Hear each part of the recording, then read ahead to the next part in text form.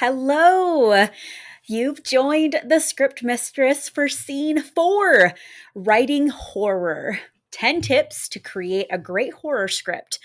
I'm your host, Amber Bosworth, and I'm so excited to bring you episode 4. If you are still listening after listening to that hour-long episode before this on the villain, thank you. I really hope you found it valuable. So now that you know how to write a better villain, let's put your villain in a really good horror film. Like, it's October, so let's enjoy that. But you don't always have to put it in a horror film. But this is what we're going to talk about today. So stick with me. Now, if you want to stay up to date on podcast, events, and challenges, get on my mailing list at www.thescriptmistress.com. I also have this whole episode on video. You can watch that at www.thescriptmistress.com/scene4. And that's the number 4, not the spelled out 4. And this will be for your enjoyment, along with a free download that I'll discuss at the end of this episode. And just a reminder, I read a lot of blogs, articles, books, and I collect it all for you here. It just kind of comes out, verbal vomit, well, not really verbal. I do write it all down for you, as you probably kind of see me if you're watching the video. I do write it all down for you. So this podcast is about 10 great tips that I got from a few different articles and books, and just I'm hearing other people that like to write horror. So I just wanted to really kind of put it down. One main article I pulled from was on Screencraft, and I've linked the article and the video of the interview in the show notes on the podcast webpage, which is that www.thescriptmistress.com/scene4. You can collect that all there. If you're watching the video right now, then you can just scroll down and it's past all those notes if you'd prefer to read this as well, if you're more of a visual learner than a listening learner. And I just want to say, as you probably guessed, if you are just tuning in to me, that this is not edited. The audio, the video, not edited. I just get on here and I spill on the weekly topic. I have notes. I have a little bit of a script. I'm a screenwriter like you, playwright as well. So I love scripts. So like most of you guys, I'd rather be writing, but this is so much fun. However, collecting this from the plethora of information gives me great motivation to write. Like when I think about a theme or a podcast that I'd like to write for you and bring to you guys, like just some things that I find that people may be having problems with, I learn a lot and it inspires me to write and try these things myself. So I think like teaching, I love teaching and I love bringing this for you here. So it's about what works for you as a writer to keep the keys clacking or the pen scratching. October is my favorite month and I want to focus on one of my favorite genres, horror. Now, it's my favorite to watch. I do like to watch horror as long as I have somebody to grab onto, but it was not my favorite to write. I'll mention it a little bit later, but it wasn't until I was in a competition where I was forced to write a horror that I really had to delve in, and I learned these tips as well. And I really had to get my mindset into there. So that was really great. So if you like to write horror, this will help you. If at one point you have to write a horror film for a competition, or if you're going to collaborate with somebody, then this is just, I hope, a great tool for you. Let me slow down. I know I talk a little bit fast, so I'm sorry. Now, when it comes to horror and what it conjures in the audience, 2 things come to mind. Dread, the fear of the unknown, of death, of being hurt, more. Adrenaline, the biological result of being on edge, feeling a dopamine rush and the emotional release afterwards. I don't know. For some reason, that also makes me think of like getting a tattoo. I have quite a few tattoos. We all love a good dopamine rush. Some of us get it watching horror movies, haunted houses, tattoos, jumping out of airplanes. But a lot of it is not so much the pain or the scare immediately. It's that feeling right after. that release, that you're no more pain, you're free of danger, you jumped, you did it. That's the same thing that you have in a horror film. And that's the kind of response and emotional connection you want to create in your own script. So that's what I'm hoping that I can help you with on this podcast. Now, ever wonder why some people are addicted to the roller coasters or death-defying sports? It isn't because it's scary. I mean, it is, but it's also the feeling of facing a primal sense of fear and overcoming it and the resultant rush afterwards. It's kind of like what I already said. I know I wrote that down. Sometimes I get ahead of myself, if you can kind of tell. So sorry about that.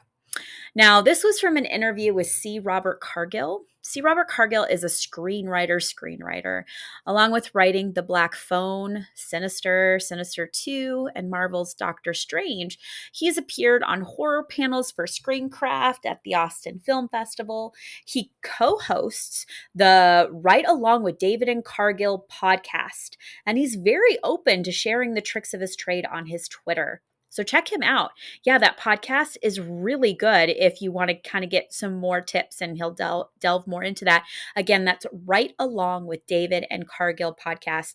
And if you're watching the video, scroll down. It's down there. And then if you go to the webpage, then I have it kind of listed out as well in the show notes. So if you're really interested to check that out, get more fun tips on writing horror, a great resource. Free resource for you. Free is always good, right? Cargill recently posted a crash course on how to write a horror movie. And again, I've linked the article and video down below or on the webpage /scene 4. Now, before we dive in, a fair disclaimer from Cargill himself. As with all writing advice, your mileage will vary. So it's about what you put in is what you'll get out of these tips and writing horror itself.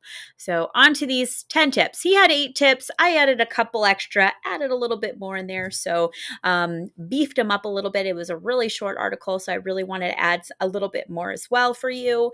So number 1, if you want to scare, make us care. Oh God, the characters are the most important part, especially we'd already talked about the villain. So now we're talking about horror. Just this takes it a step further. If we care about them, we'll get scared for them. Write interesting and likable characters, preferably both. Another way of looking at this comes straight from Cargill.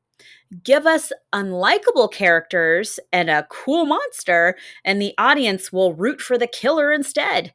And it won't be scary, which is often why some of those films lean into realistic gore to affect the audience.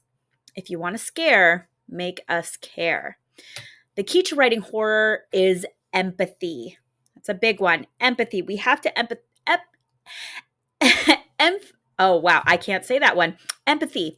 The more we care about and like our protagonists, the more scared we will be for both them and ourselves.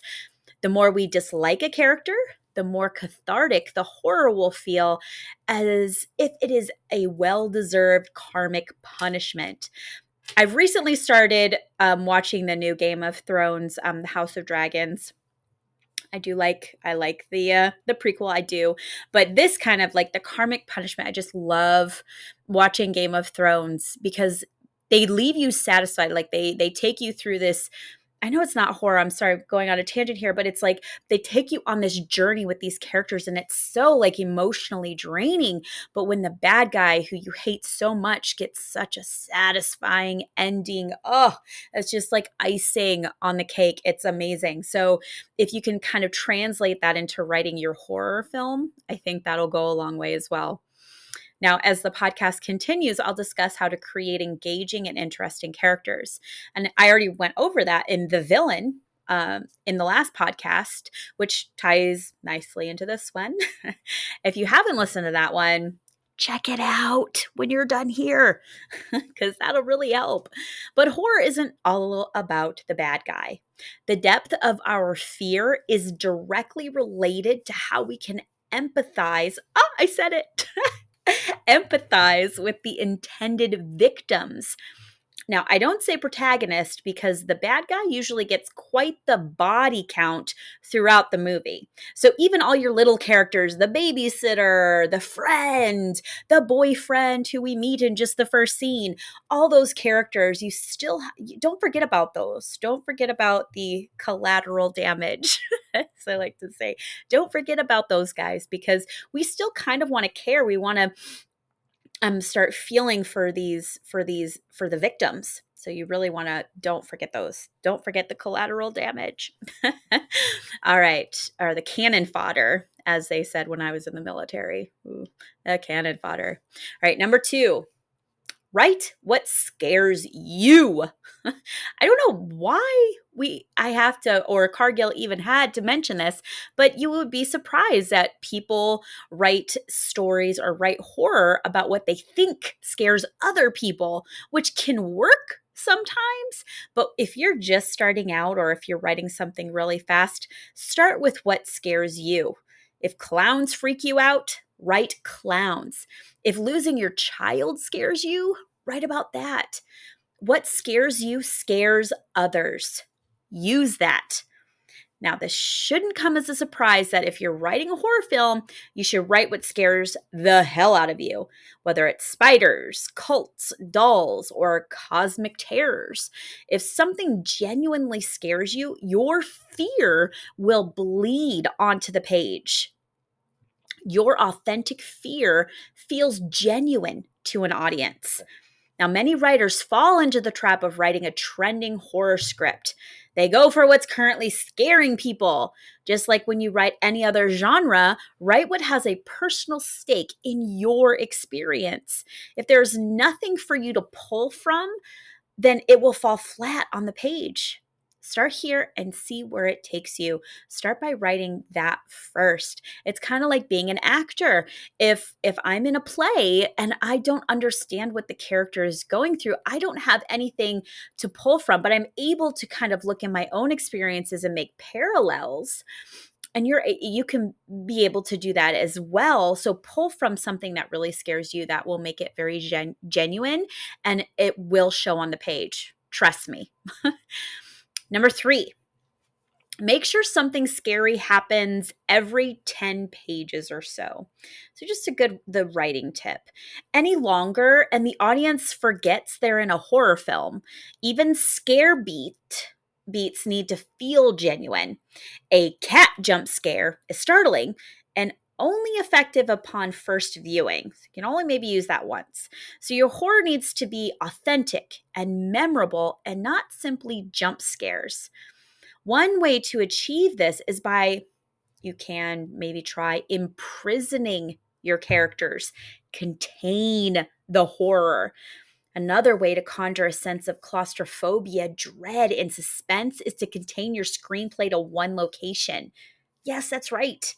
Intentionally imprison your hero and others. But why would you intentionally limit yourself? Simple. It works. By locking your character into a specific place, you are forcing them to master the elements around them to fight back against your horrifying threat. You are also implying there is no escape. You are implying they will either die or survive. You are implying your hero and the horror itself will meet face to face. Perfect. This is the primal mouse stuck in a snake's cage effect you want. Plus, there are many other benefits to this strategy as well. Locking your hero in one location jacks up the tension while forcing your character to act. It makes it feel like the walls are closing in. You can get over the plot hole of why didn't they just run away? Like, how many times have you watched a movie? Why didn't you freaking just run away? Get in the running car. So it'll definitely get over that plot hole if you contain them, imprison them, put them in just one place. You can twist locations into surprises. An example, maybe that app company is really a military cover for something more sinister. It grounds the script in a relatable location and a place the audience can see, smell, and touch. Containing your location also forces you to unleash your creativity. This is the true test of a writer, doing more with less. And if you can do it, your screenplay will truly stand out. Now, here's a kind of an insider tip, like something to think about in the future if you're writing a major horror film, that most horror screenplays from new writers are short, like 100 pages or so, maybe a little less, and they have lower budgets. Think budgets from 1 million to 10 million max. Now, containing the location already positions you as a producer-friendly writer that can still write with constraints in mind and still make it work. You're a dream come true. Now, an important note, it's no industry secret. Horror screenplays can be sold just by the high concept idea alone. Your film idea doesn't necessarily need blockbuster bankable stars. It's about the idea. So containing containing your screenplay into one location makes it cheaper to produce, and the concept is positioned to shine. Now, here are some examples of like horror locations and some successful places that they were there, like an underground restaurant for the rich, a warehouse, a military facility no one knew was there, a zoo at night, a locked theater, cinema, an app, social media company campus, an isolated private school, the decrepit mansion of a dead billionaire, a sewer plant, an isolated climate change monitoring station, a high-tech apartment block with numerous floors. So those are some. All right. Tip number 4, be funny if and when you can.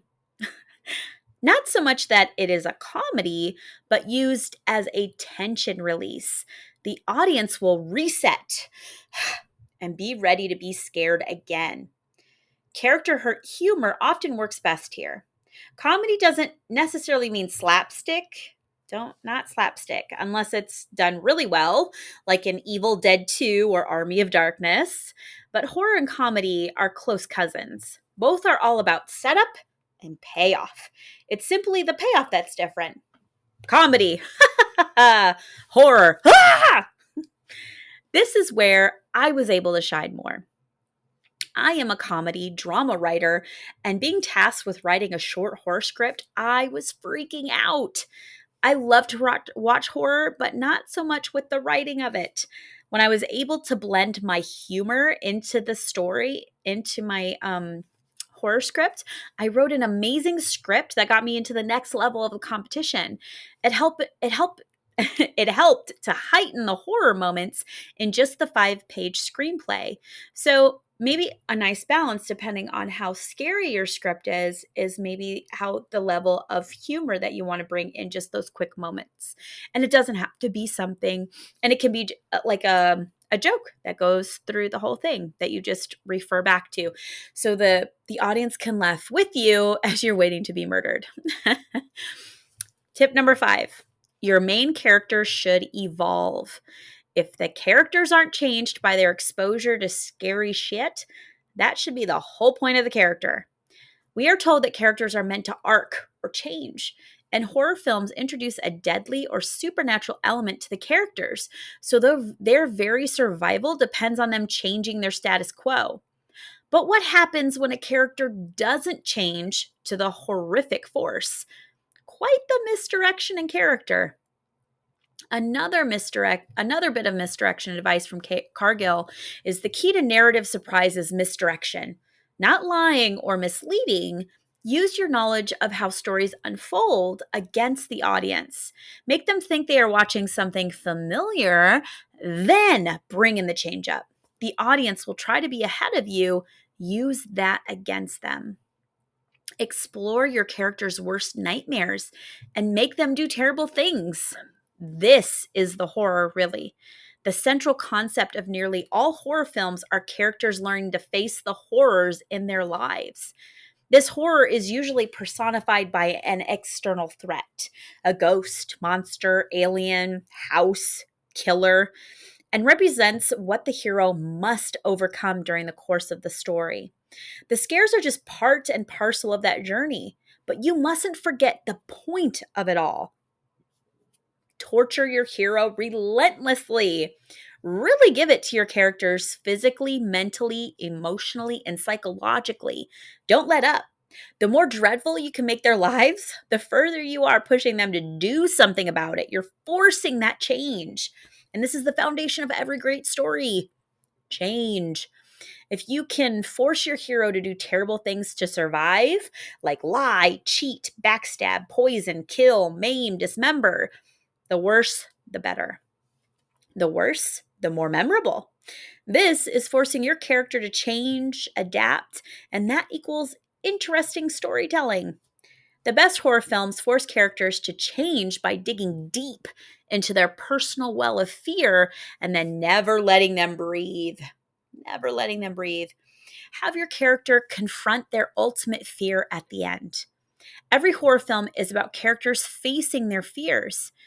Yes, now there are deviations to this, and some films follow a more experimental structure, but these characters still face their darkest and most debilitating fears. In the end, your story will not be satisfying if your hero does not face the horror you've been subjecting him or her to. You can hide the threat 99% by all means, which I'll talk about later. But in the end, your hero, and maybe other characters as well, must find a way to innovate, fight back, and either overcome or succumb. So, which one is it?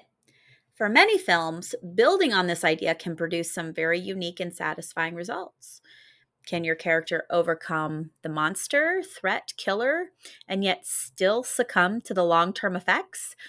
Can the threat win and not win?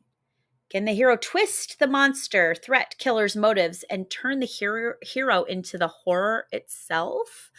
Oh, so many interesting questions. Now, for your first draft, try to pick one.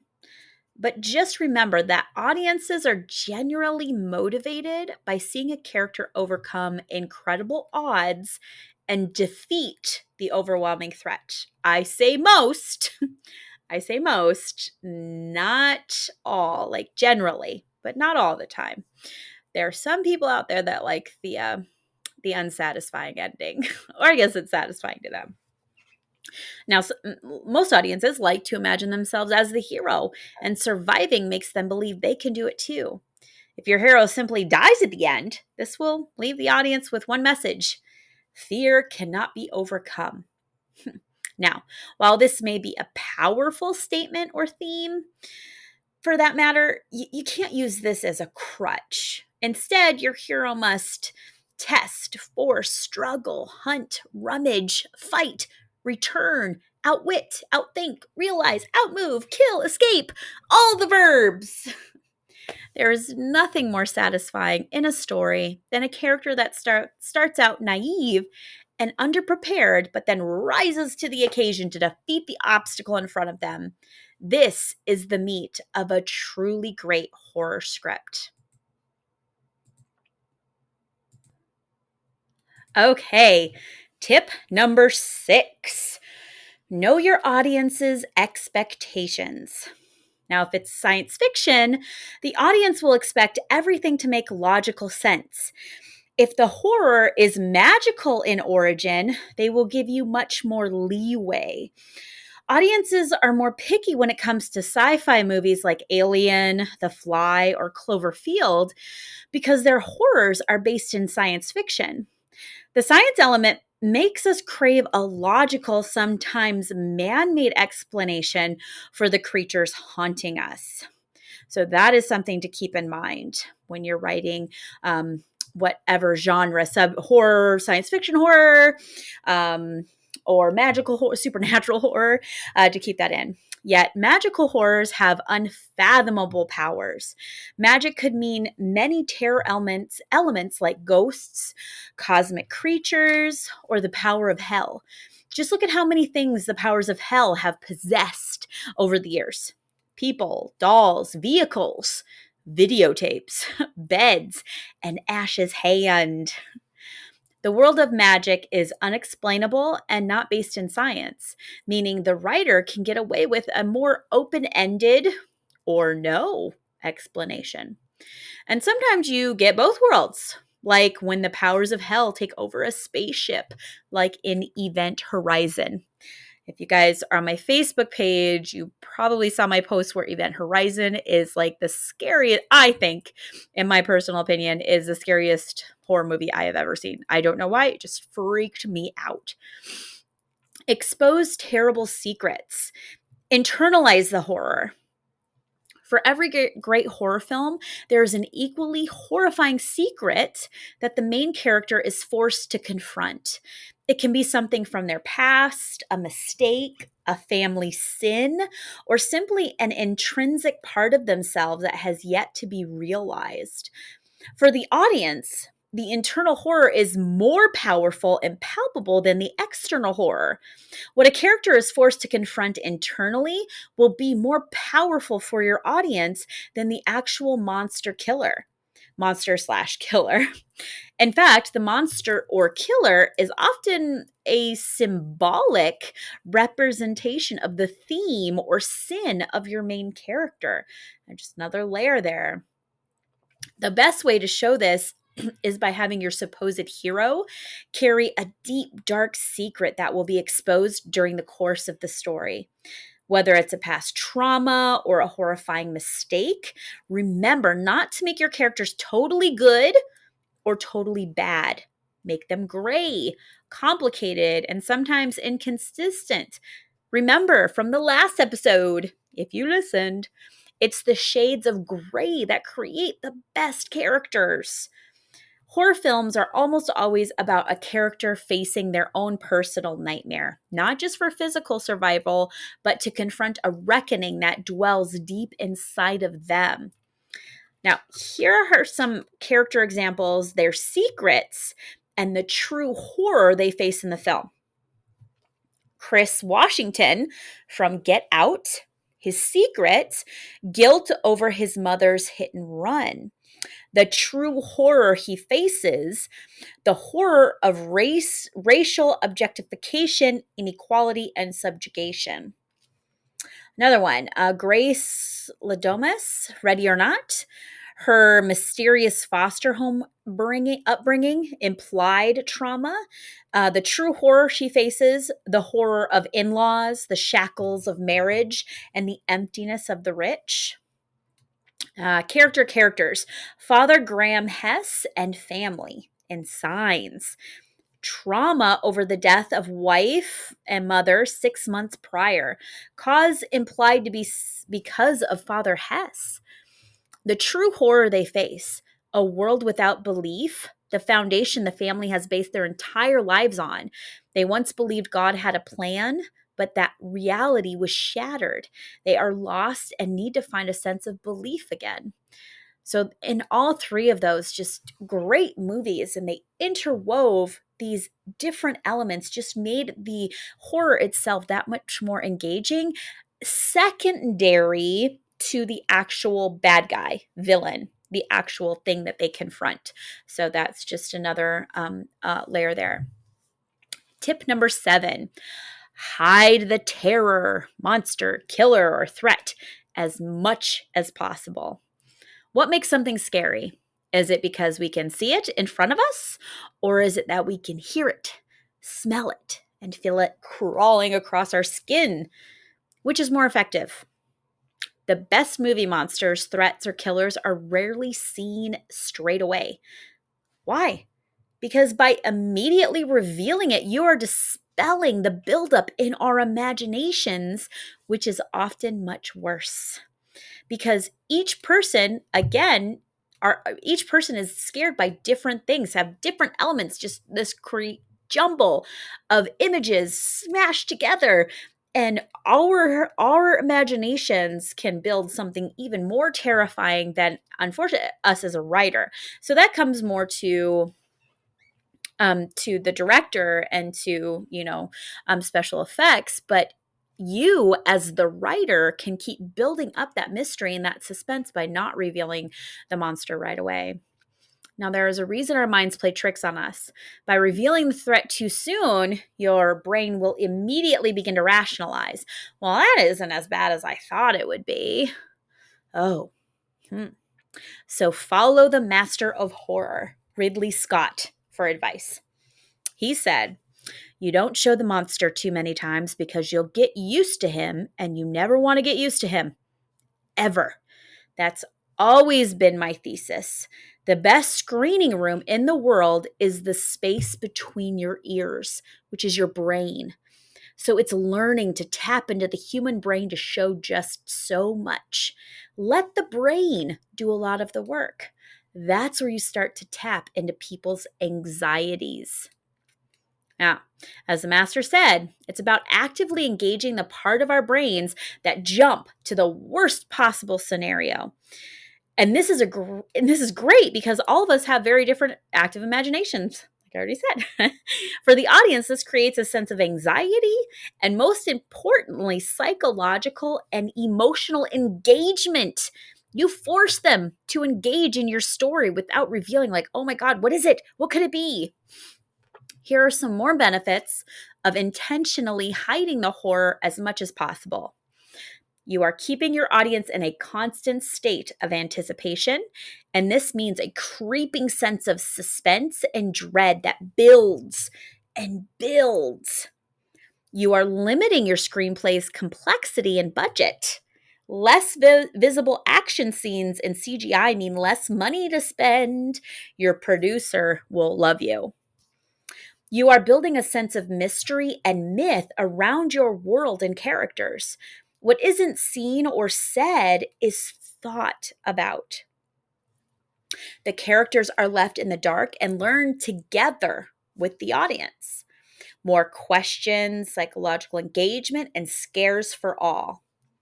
You can utilize shadows, sound design, reactions, and static shots to convey the threat in more effective ways. This will make the creature or threat seem more insidious, powerful, and petrifying. Seeing the bloody aftermath of the threat can beg us to question, what the hell is this thing? By hiding horror elements like excessive gore, the monster itself, blood, killing scenes, you're allowing the actual violence or supernatural or skin crawling elements to be more powerful. It's a distribution game.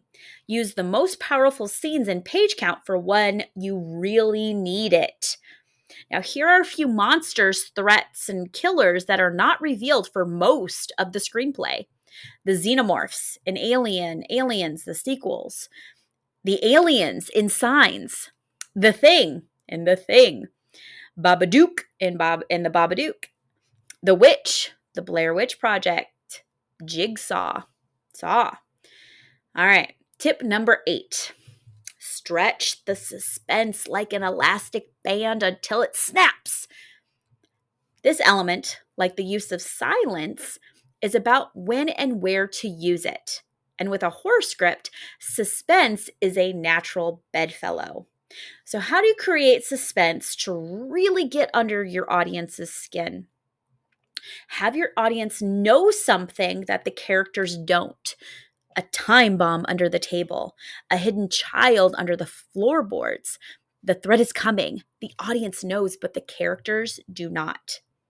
Create an inability for the audience or characters to change anything that is about to happen. They can't change it, but you know they know as the audience.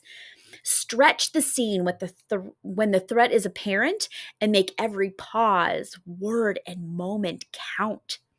Inspire the feeling that death can come at any moment. Extend the scene. The longer the scene, the more the suspense will be stretched. But do this sparingly and with the other elements in play. This is like a really good time where you can throw in some humor.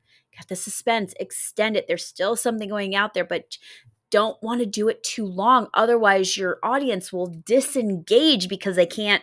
It's either too much. I have that problem sometimes. Like it gets to be too much, and I hit fast forward. I know I'm terrible, but if it's too much, then it's about feeling those beats and having that feeling for it.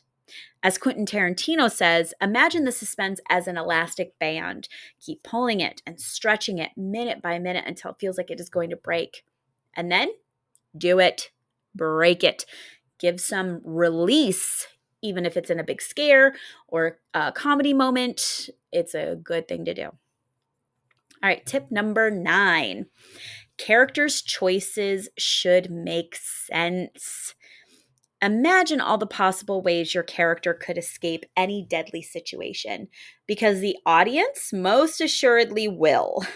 The characters should make the most logical choice. This has a lot to do with making your protagonist interesting and likable. Go back to the beginning, the top of my list here, to see that. Characters make us care. We like smart people. We like survivors. So our survivors should make smart decisions. The dead meat teenagers that Freddy and Jason hack to bits make bad, immoral, or illogical decisions. Ellen Ripley in Alien is a smart character. Not that her crewmates aren't smart, they're space truckers, but Ripley showed concern upon bringing a xenomorph infected body aboard her ship. She made a very smart decision vetoed by her crew. We know Ripley is smart, so we identify with her and want to see her live. Alien could very easily be a simple slasher in space, but it's more memorable because we have Ripley to root for. We are scared with Ripley and we survive with Ripley. Create a metaphorical monster that represents your hero's sin. This is where we're going to externalize the horror to make sense. Leading on from the previous, from the internalization, when it comes to monsters, supernatural, aliens, killers, ghosts, ensure that your threat is more than just a routine villain. You know the ones. Don't do that. In fact, you should go deeper to give the monster represent a powerful theme like greed, vengeance, misery, death, sin, love, guilt, the blues of parenting. This technique is also famously used in Snyder's Save the Cat. Essentially, monsters are typically a symbol for the sin of the main character or someone connected to the main antagonistic force. This is, again, something else I brought up earlier. This just weaves more into it. Better villains, more engaging storylines as well. In horror films, it is even more apparent. For example, again, the xenomorphs from Alien might be summed up as the hubris and greed of the Weyland-Yutani Corporation. Ash, the android, reveals the plot to Ripley during the film, and it's the reason for their terrifying predicament in the first place. So when you create your monster, what does it really represent? It can't just be a random killer or supernatural entity. Boring. Think bigger. Go deeper. Twist what you know into something new. Horror is the perfect genre to also make your audience shriek and think. What is the sin of the hero or villain?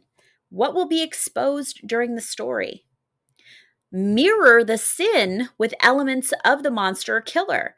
For example, if the sin involves a group of businessmen influencing a small town over centuries, then their reckoning feels like it should be the opposite. Fast, deadly, bloody, and cutting. It doesn't have to be, but showing some visual echoes will help to bring your theme even more, bring out your theme even more and kind of like make it full circle. It'll make the ending that much more satisfying to the audience, and they might not really know why, but you do. That is your job as the writer. Now, have your hero confront and expose the sin by outthinking the killer or monster in surprising and innovative ways. This is the story. All right, the final tip. Horror tends to be brief. unlike this podcast today, I'm so sorry, I thought it would be shorter. Sorry. So, unless you have a lot of deep character work, aim for about 100 pages. The 1 page is 1 minute of screen time rule doesn't really apply as much in horror because suspenseful action tends to take longer in horror. That pause you put on page 7 might extend all the way through like minute 12, minute 13. So not only does a modern audience expect a tight runtime on horror and comedy, but less pages mean less scenes. And that means a lower budget. And a lower budget is attractive to studios because I can sit here and talk to you all day about writing, but usually our end game is to get our scripts sold and produced. So try to keep that in the back of your mind. Create your story, do all these tips, but in the back of your mind, kind of just keep that there as a tip. If you're going into a rewrite and you're editing, this is just a good thing to remember. Cargill says horror screenplays should be written around 90 to 100 pages because the final runtime is always longer than the page count. That's why it is so important to set the tone in the first 5 to 10 pages. You have a shorter script, so you're going to want to shorten all of those points. You know, the climax, the resolution, everything should be a little bit tighter. But those first 5 to 10 pages, you really want to set the tone immediately for what you're trying to do for the whole rest of your script. Now, you are in those first pages, you are essentially pulling back the curtain and announcing to your audience, this is what is coming. Get ready. All right. That was all 10 tips. So here I got this article. I got it from Screencraft with the interview with C. Robert Cargill. You can watch the video, their interview on that blog article. If you're watching the video, it's down below. But if you're listening to the podcast, go over to the webpage, www.thescriptmistress.com/scene4. Scroll down and you'll see the link there. You don't have to listen to this again or watch it if you don't want to. Now, everyone should be able to go out there and write the next greatest horror film, right? Yeah. It's really about expanding your writer's toolbox to incorporate these techniques for what works with you as a writer. If you are a comedy writer, you may never know when an opportunity might come to write a horror film. Grow as a writer, and you'll be surprised at how these things help you with everything you write. I mean, a lot of this can be molded and used for other genres as well, especially with characters. So also head back over to my website. You can grab the free logline cheat sheet. That is a PDF, and you can focus on creating loglines for your new horror film because I know you want to write one after listening to this. I kind of want to write one. Now you can download it right off the main website, that www.thescriptmistress.com, or right at the podcast page, right below the video, you can download it at www.thescriptmistress.com/scene4. Okay, the point of these podcasts too, to get you writing. So here is your writing action, your homework for the week. Set a timer for 20 minutes. Write all of the things that terrify you. Every little thing from when you were little to all the way now. Get as creative as you can. Have a conversation and inner dialogue with yourself and ask what really scares you. Not just spiders, but being buried alive, never finishing your screenplay. Does that really scare you? Never being successful. Dig deep. What really scares you? Now, after the 20 minutes, circle just 3. Circle just 3 of these and use the free logline cheat sheet to come up with 3 new log lines for 3 new horror movies you would love to write or you would love to see. You never know, if you're in an elevator with a producer, you haven't even written it yet, but you have these log lines in the back, and it's something that you can think of. This is really good. So share, if you'd like, share one of your log lines on the Facebook page, /ink2screen, or email me at amber@thescriptmistress.com to get feedback on your log line. And if you let me, I will share it on our page as well. Now, also, the next Ink to Screen Screenwriting Challenge is now open for registration. Winners from the September challenge will be announced on October 17th. All feedback will go out on the 18th. Usually, I'll try maybe the 17th right at night or really early on the 18th so you guys can look at that. And then the new challenge starts right on the 19th at midnight 0001 on the 19th, and you'll get it. October is going to be so much fun. Now, you might think because I'm doing the podcast about horror, that you think that the challenge has to be about horror. It doesn't. It really doesn't. It's all about an image prompt I send out. Just because I send something that may look like it fits in a horror film doesn't mean you have to write a horror film. This is your imagination. This is your challenge to take something visually and try to put it on the page and let me see it again. That is your challenge, and that is what really helps you as a writer, especially as a screenwriter. You can check it all out at www.thescriptmistress.com/ink, INK2, the number 2, screen, SCREEN, ink to screen. Thank you so much for listening and or watching.